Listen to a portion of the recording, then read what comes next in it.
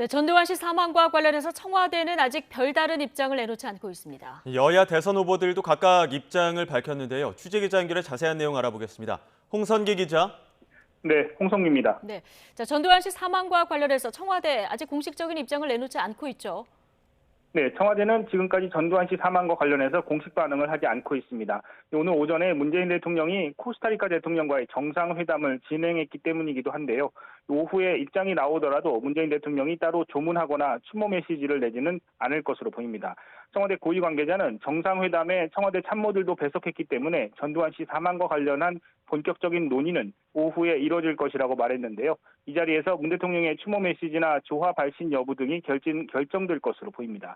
청와대 내부 기류는 그러나 앞서 지난달 노태우 씨 사망 때와는 달리 전시 장례를 국가장으로 치르는 것이나 문재인 대통령이 추모 메시지를 내는 데 대해 부정적인 것으로 전해집니다.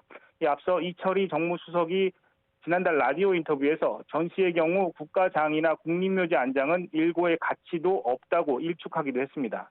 청와대는 앞서 지난달에 전두환 씨와 함께 쿠데타를 일으키고 13대 대통령을 지낸 노태우 씨가 사망했을 때는 문 대통령의 이름으로 조화를 보내고 유영민 비서실장이 조문했습니다. 청와대는 당시 노태우 씨에 대해 5.18 민주화운동 강제 진압과 12.12 군사 쿠데타 등 역사적 과오가 적지 않지만 88 올림픽 성공적 개최와 남북 기본합의서 채택 등 성과도 있었다고 평가하고 노 씨와 전두환 씨는 구별돼야 한다는 입장을 밝히기도 했습니다. 네, 여야 대선 후보들 반응도 궁금한데 어떤 입장을 내놨습니까?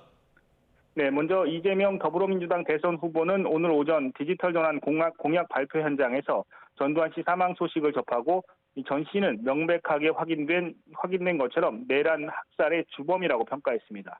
또 결코 용서받을 수 없는 범죄를 저지르고도 마지막까지 반성이나 사과를 하지 않았다며 강하게 비판했습니다.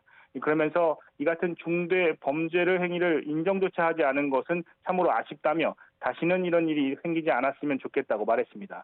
조문 계획을 묻는 질문에는 생각하고 있지 않다고 잘라 말했습니다.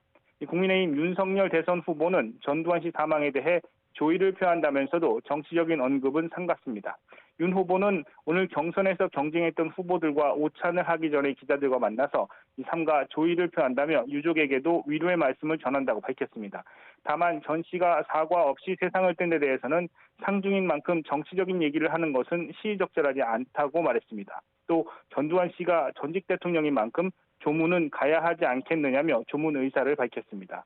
심상정 정의당 대선 후보는 성찰 없는 죽음은 그조차 유죄라며 강도 높게 비판하고 누구보다 원통해하고 계실 5.18 유족 여러분께 깊은 위로의 말씀을 전한다고 밝혔습니다. 지금까지 청와대에서 YTN 홍성기입니다.